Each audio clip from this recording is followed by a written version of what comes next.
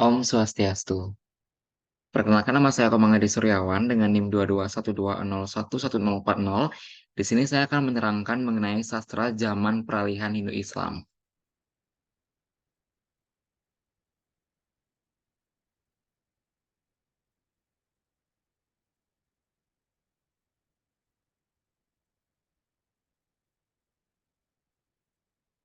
Sastra zaman peralihan Hindu-Islam dapat diidentifikasi melalui beberapa ciri. Pertama, sastra Melayu lama umumnya tidak bertarik dan tanpa nama pengarang. Kedua, sastra Melayu lama tertulis dalam huruf Arab setelah Islam masuk dan huruf Jawi diciptakan. Ketiga, hikayat Sri Rama dianggap sebagai salah satu hasil sastra tertua, memperlihatkan pengaruh Islam dengan cerita Nabi Adam, memberikan kekuasaan kepada Rawana. Keempat, semua hasil sastra zaman peralihan berjudul hikayat, sebuah kata Arab yang berarti cerita sastra. Sastra zaman peralihan lahir dari perpaduan unsur Hindu dan pengaruh Islam. Ciri-cirinya melibatkan perubahan Tuhan yang dijunjung tinggi. Awalnya Dewata Mulia, Raja atau Batara Kala digantikan oleh Raja Syah Alam atau Allah Subhanahu wa Ta'ala. Motif-motif Hindu tetap ada, seperti menyelamatkan Tuan Putri atau pemindahan nyawa, tetapi unsur-unsur Islam telah dimasukkan ke dalamnya seiring peredaran waktu. Ciri lainnya adalah sastra zaman peralihan biasanya memiliki dua judul. Satu judul Hindu, satunya lagi Islam. Judul Islam sering lebih dikenal seperti Hikayat Si Miskin daripada Hikayat Marakarma. Dengan demikian, sastra zaman peralihan mencerminkan pergeseran dan perpaduan antara warisan sastra Hindu dan nilai-nilai Islam dalam konteks Melayu lama. Kemudian kita akan masuk pada hikayat yang pertama, yaitu Hikayat Puspa Wiraja. Hikayat Puspa Wiraja atau Hikayat Bispuraja berasal dari Thailand dan memiliki beberapa perbedaan dengan versi lain seperti ayat Baktiar dan Hikayat Maharaja Ali. Dalam Hikayat 1001 Malam dan cerita rakyat di Kashmir dan Sri Lanka, terdapat kesamaan dengan cerita ini. Naskah yang dikenal dengan naskah Leiden yang disalin oleh Muhammad Ching Said pada 3 Rejab 1237 Hijriah, naskah Leiden ini memperlihatkan pengaruh Jawa yang signifikan, termasuk bentuk kuno seperti persembah dan persalinan. Hikayat ini dimulai dengan rajanya bernama Bispuraja yang memiliki permaisuri bernama Kemala Krisna Dewi dan dua anak laki-laki, Jaya Indra dan Jaya Cindra. Saat Bispuraja mendengar rencana pemberontakan oleh antar raja, ia memutuskan untuk meninggalkan negeri untuk menghindari perang yang dapat menelan banyak korban. Istri rajanya setuju untuk ikut serta, dan mereka membawa anak-anak mereka keluar dari negeri Astana Pura Negara. Namun di tengah perjalanan anak-anak Bispuraja hilang meskipun mencari dengan tekun, mereka tidak dapat menemukan anak-anak dan permaisuri. Akhirnya Bispuraja tiba di sebuah negeri baru di mana ia dipilih oleh seekor gajah untuk menjadi raja setelah raja sebelumnya meninggal tanpa keturunan. Meskipun memiliki kekayaan dan kekuasaan, Bispuraja tetap merindukan keluarganya yang hilang. Cerita berlanjut dengan beberapa peristiwa, termasuk tipu daya, pembunuhan, dan pengkhianatan. Akhirnya, Maharaja Ali, salah satu anak dari Bispuraja, mengalami kesulitan besar, termasuk kehilangan tangannya yang dimakan buaya.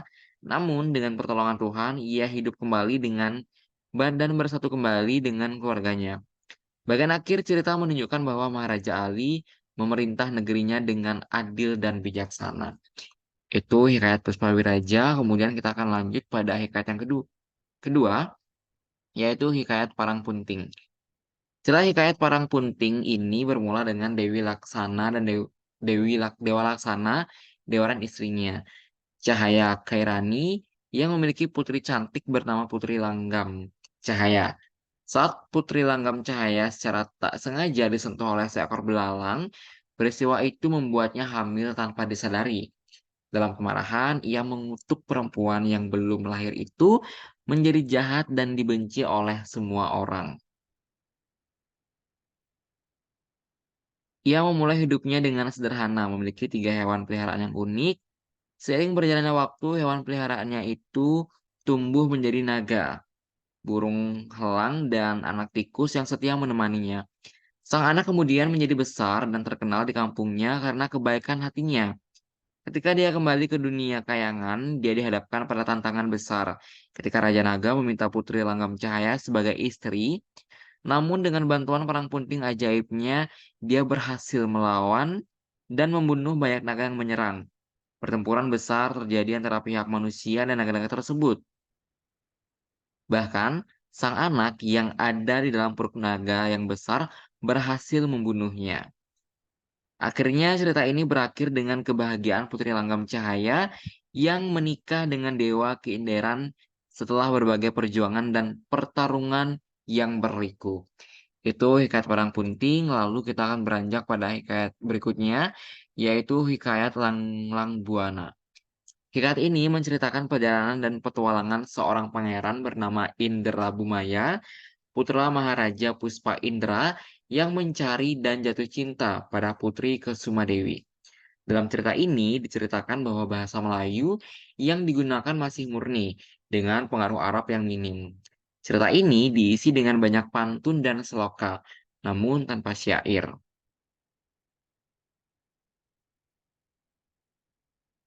Indra Bumaya bermimpi melihat gambar Putri Kesumadewi dan jatuh cinta padanya. Ia meminta izin ayahnya untuk mencari putri itu dan memulai perjalanan panjang ke berbagai tempat yang penuh dengan keajaiban. Selama perjalanan, ia bertemu dengan berbagai makhluk gaib, mendapatkan bantuan dari tokoh-tokoh sakti, dan menghadapi berbagai konflik. Dalam petualangannya, Indra Bumaya bertemu dengan Putri Chandralela Nurlela dan berkonflik dengan Raja Johan Syah Peri. Namun akhirnya mereka berdamai dan Indra Bumaya dikawinkan dengan Tuan Putri Manduratna. Setelah beberapa waktu, Indra Bumaya merasa rindu pada Putri Kesumadewi dan melanjutkan perjalanannya. Indra Bumaya belajar kesaktian dari Sri Maharaja Sakti di Gunung Indranagar dan kemudian bersama Raja Johan Syaperi, mereka mencoba melihat Putri Kesumadewi yang tertutup dalam mongkor kaca tebal. Dengan berbagai trik dan keajaiban, akhirnya mereka berhasil melihat Tuan Putri dan Indra Bumaya hidup bahagia bersama Putri Kesumadewi. Hikayat ini mencampurkan unsur-unsur mitologis, fantasi, dan romantisme, menciptakan kisah yang penuh warna dan memperlihatkan kejayaan bahasa Melayu klasik. Lalu kita akan beranjak pada hikayat berikutnya, yaitu hikayat si miskin. Hikayat ini merupakan naskah yang cukup banyak tersedia di Museum Jakarta. Terdapat 5 naskah, Leiden 2 naskah, dan di London ada 1 naskah. Meskipun mengandung pantun yang mencakup orang Nasrani dan Belanda, hikayat ini masih termasuk dalam kategori zaman peralihan awal. Meskipun perkataan Arab tidak banyak, terdapat tidak 3 motif Hindu dalam hikayat ini, yaitu ada Halinujum yang curang, kemudian ada 2 saudara terpisah, di mana saudara perempuannya diambil sebagai istri oleh putra raja. Dan yang ketiga, nahkoda yang loba, mengambil istri dan harta milik orang lain. Kemudian dapur ringkasan ceritanya, cerita dimulai dengan seorang raja kinderan yang terkenal sumpah Betara Indra dan hidup sebagai si miskin di negeri Anta Branta yang diperintah oleh Maharaja Indradewa. Si miskin dan istrinya setiap hari mencari rezeki, tapi selalu dilempari batu dan kayu oleh orang-orang. Mereka hidup dalam kesulitan, makan ketupat dan buku tebu dari timunan sampah. Namun setelah istrinya hamil, nasib si miskin berubah. Anak laki-laki yang lahir, Marakarma, membawa keberuntungan, membuatnya menjadi Maharaja Indra Angkasa dengan negeri bernama Puspasari. Namun, raja tetangga Maharaja Indradewa cemburu dan memfitnah Marakarma. Anak-anaknya dibuang dan negeri Puspadewi terbakar. Dalam pengasingan, Marakarma mendapatkan kesaktian dari jin, raksasa, dan ular. Setelah beberapa kejadian seru, Marakarma kembali dan menyatukan keluarganya. Dia kemudian menjadi Sultan Mercunegara setelah menaklukkan Maharaja Indradewa. Hikayat ini mencakup perjalanan yang penuh lika-liku, fitnah, pembuangan, serta kemenangan dan kejayaan akhir. Itulah dia hikayat si miskin. Lalu kita akan menuju pada hikayat berikutnya yaitu hikayat Bermasyahdan. Hikayat Bermasyahdan adalah cerita kuno yang tak biasa karena tidak menyebut nama pengarangnya. Namun sebuah naskah Jakarta menyebut Syaikh Abu Bakar Ibnu Omar sebagai pengarangnya. Menurut naskah tersebut, pengarang ini konon berumur 128 tahun dan hidup sejak zaman Nuh dengan tarik naskah pada 28 April 1858. Kemudian adapun ringkasan ceritanya yaitu Bermasyahdan mengejar kumbang hijau. Titisan Putri Nur Manduharani teman Putri Berma di istana. Ayah Putri Mandu Maharaja Syah Gerak murka. Raja berkhianat kirim putranya Arjan bantu Berma. Maharaja Gerak Gempa minta bantuan pada Maharaja Jarnus. Putri Nurul ajar Berma ilmu tapi sia-sia. Putri Mandu Hirani dibawa Berma dalam kotak ajaib. Ardan kawin, bantu Raja Buranasyah. Ardan temui abangnya, Mas Syadan. Surat jemputan kirim ke ayah Ardan. Kemudian Berma dibawa Mergantara ke gunung. Kemudian di sana dia mendapatkan hikmat setelah membunuh seekor ular. Lalu Berma di istana dibunuh raksasa, mendapat kuda ajaib dan juga kuda sembran. Kemudian pada bahagian kedua, Bermasyadan menangkap seorang peri yang mengajarkan kepadanya hikmat berjalan di bumi dan di atas air. Dengan keahlian baru, Bermasyadan berperang melawan Raja Nila Pertiwi, Rangga Samanda. Kemudian berdamai dan memperoleh putri sebagai istri. Namun konflik timbul saat Berma menculik putri Indra Komala, menyebabkan peperangan dan kemenangan atas Raja Daharsyah. Bermasyadan kemudian mengejar putri lain, Indra Kusuma Dewi. Tetapi peminangannya ditolak, memicu serangan ke negeri Raja Burandansyah. Perang berkecamuk dengan bantuan mertua Bermasyahdan dan putranya. Setelah kesaktian dilontarkan, Burandansyah meminta bantuan Maharesi Raja Bayu. Perang berlanjut dengan korban dan Burandansyah meminta bantuan Kanlu Barnasib. Indra Syahpri, putra Bermasyahdan dikirim untuk melawan Kanhu Barnasib, tetapi tertawan. Maharaja Syah Gerak Gempa menyelamatkannya, membawanya ke Bukit Oaf. Naskah berakhir dengan pertarungan antara Kanhu Bernasib dan Indra Dewa Syahpri. Kemudian pada bahagian ketiga, Maharaja Barnasib akhirnya dapat ditewaskan dan ditangkap oleh Indra Dewa Syahpri. Putrinya diserahkan kepada Indra Dewa Syahpri sebagai istri. Raja Indra Syahpri kembali kepada ayahandanya, ditemani oleh seorang jin, neneknya. Bermasyadan mendapat dua orang cucu, masing-masing bernama Nur Ul Ain dan Putri Mandu Hirani. Akhirnya Bermasyadan menewaskan musuhnya Syah Burandan. Batara Indra turun ke dunia dan memperdamaikan kedua pihak yang bermusuhan. Bermasyahdan menghidupkan kembali semua raja-raja yang mati dalam peperangan. Itu mengenai hikayat Bermasyahdan. Lalu kita akan berlanjut pada hikayat berikutnya, yaitu hikayat Indra Putra.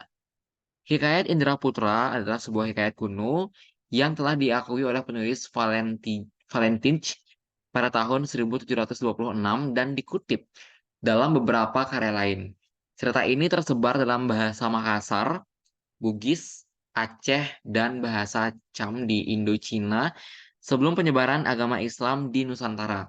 Meskipun ada peringatan untuk tidak membacanya dalam beberapa karya di Filipina, hikayat ini dianggap sebagai epos Islam yang disampaikan melalui nyanyian di masjid. Cerita ini dimulai dengan Indra Putra, putra Maharaja Bikrama Puspa, yang diterbangkan oleh seekor merak emas dan jatuh ke taman yang dijaga oleh nenek kembayan.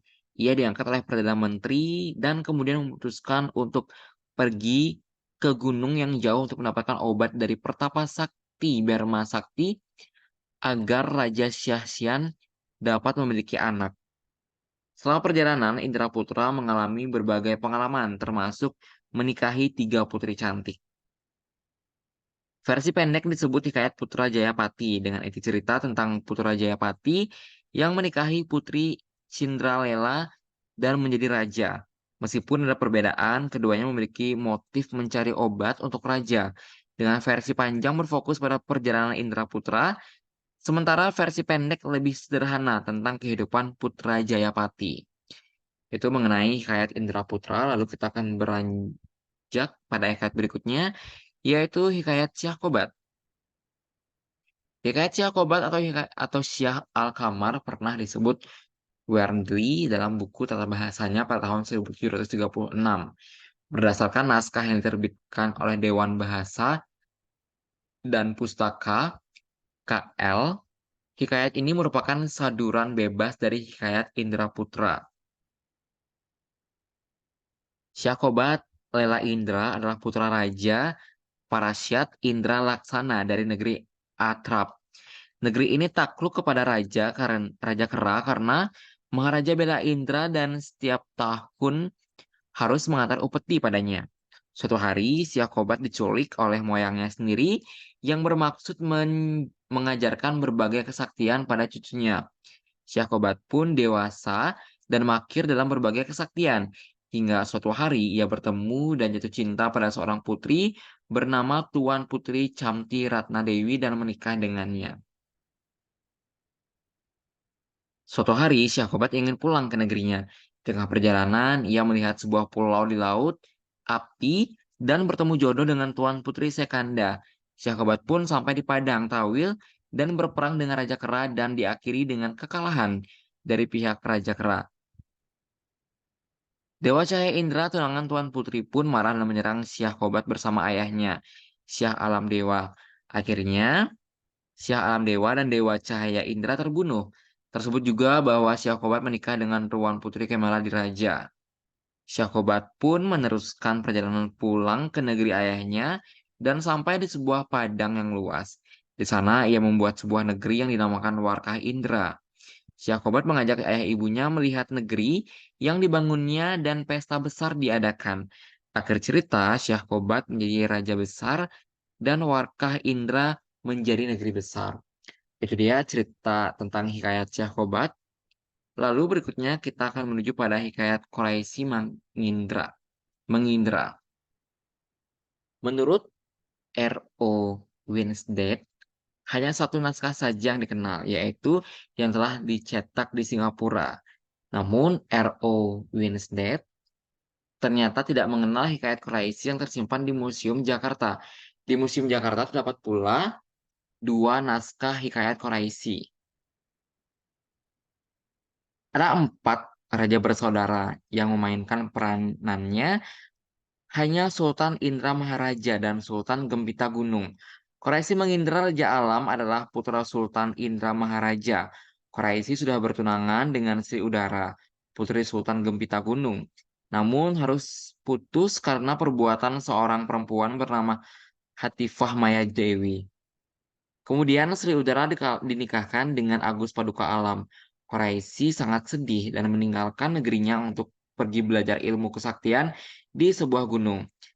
Cerita selanjutnya adalah cerita penaklukan ilmu percintaan Quraisy.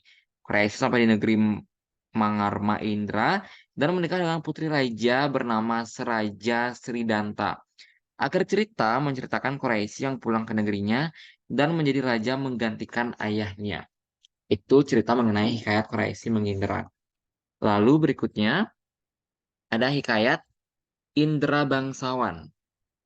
Hikayat Indra Bangsawan adalah sebuah cerita zaman peralihan yang mencakup berbagai motif hidup seperti pencarian buluh perindu, penyelamatan Tuan Putri dari serangan Garuda, pencarian susu harimau beranak muda untuk menyembuhkan penyakit Tuan Putri, dan pertarungan melawan raksasa.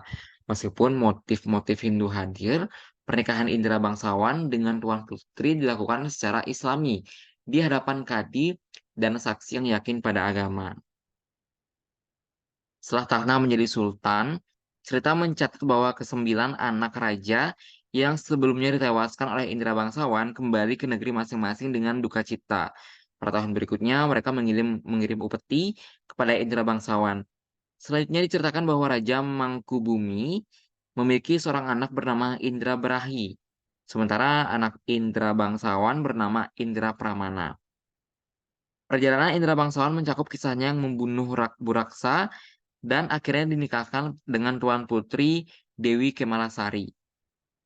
Meskipun demikian, Syahperi dan Indra bangsawan terus menghadapi perang melawan pihak Baginda yang merasa terancam oleh keberadaan mereka.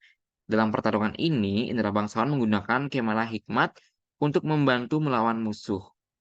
Akhir cerita mencatat bahwa Indra bangsawan memberikan Kemala Hikmat kepada saudaranya dan akhirnya pergi bersama Tuan Putri Dewi Kemalasari. Meskipun memunculkan unsur-unsur hikayat zaman Hindu, cerita ini diakhiri dengan motif yang mencerminkan nilai-nilai Islam. Itu hikayat tentang Indra bangsawan. Berikutnya kita akan lanjut pada hikayat Jaya Lengkara. Hikayat ini menceritakan kisah Raja Saiful Muluk dari kerajaan Alam Saukat yang memiliki dua istri, Putri Sukanda Rum dan Putri Sukanda Bayang-Bayang. Putri Sukanda Bayang-Bayang melahirkan anak kembar, Magdaf dan Magdim, serta seorang anak laki-laki bernama Jaya Langkara. Negeri ini menjadi makmur selama pemerintahan Jaya Langkara. Jaya Langkara dan ibunya hidup di gua dengan berbagai makhluk seperti harimau, raksasa, ular, dan kala. Saat Jaya Langkara mencoba menyusul pada ibunya yang sudah kehabisan air, air tiba-tiba keluar dari jarinya dan ibunya minum darinya. Mereka hidup di sana hingga Jaya Langkara tumbuh besar. Kemudian Raja Saiful Muluk sakit parah, dan untuk menyembuhkan penyakitnya, Magdam dan Magdim diminta untuk mencari bunga kumkuma di puncak Gunung Mesir. Putri Raja Kasina juga bermimpi tentang bunga ini dan berangkat mencarinya. Jaya Langkara menyusul dan menyelamatkan Putri Ratna Kasina dari naga penunggu gua. Subah naga yang dikirim untuk mencari Jaya Langkara dengan bantuan seekor kucing yang diberikan oleh naga penunggu gua, Jaya Langkara selamat dari ancaman tersebut. Pada akhirnya, Putri Ratna Kasina dan Jaya Langkara dikawinkan, membawa kebahagiaan ke negeri Madinah yang kemudian menjadi sangat makmur dan besar. Hikayat ini menggambarkan keadilan dan kebaikan yang memenangkan kejahatan serta keberhasilan seorang pahlawan yang dipenuhi sakti dan kasih sayang. Itu dia cerita mengenai hikayat Jaya Langkara. Kemudian selanjutnya kita akan menuju pada hikayat Nahkoda Muda. Hikayat Nahkoda Muda juga dikenal sebagai hikayat Stisara atau hikayat Raja Ajnawi. Merupakan sebuah cerita menarik yang telah memikat perhatian orang Eropa. Plotnya pernah digunakan oleh Shakespeare dalam dramanya All's Well That Ends Well, yang kemungkinan diambil dari cerita India yang muncul pada abad ke-11 dalam kata Sarit Sagara. Cerita dimulai dengan Raja Ghaznawi yang bermimpi tentang seorang perempuan yang kemudian dicari oleh dua anak Perdana Menteri, Husain Mandi dan Husain Mandari. Mereka menemukan anak perempuan tersebut, Siti Sara, di pinggir negeri Batawi. Siti Sara kemudian diarak ke negeri Ghaznawi untuk dinikahi oleh Raja Ghaznawi. Setelah menikah, Siti Zara menghadapi ujian dari Raja Ghaznawi yang akhirnya pergi berburu ke Pulau Langkawi, menetapkan syarat kembalinya Siti Zara menyusulnya dengan menyamar sebagai nakoda muda dan bermain catur dengan Raja Ghaznawi. Dia berhasil memenangkan taruhan dan mengungkap identitas aslinya. Siti Zara kemudian hamil dan ketika Raja Ghaznawi kembali, awalnya marah mendapati istrinya telah melanggar syarat. Namun setelah mendengar penjelasan Siti Zara tentang segala peristiwa, Raja Ghaznawi menerima kembali istrinya dan mengangkatnya sebagai permaisuri. Hikayat ini mungkin memiliki kisah yang populer dan terdapat kemiripan dengan hikayat Bayan Budiman serta hikayat Maharaja Bikrama Sakti.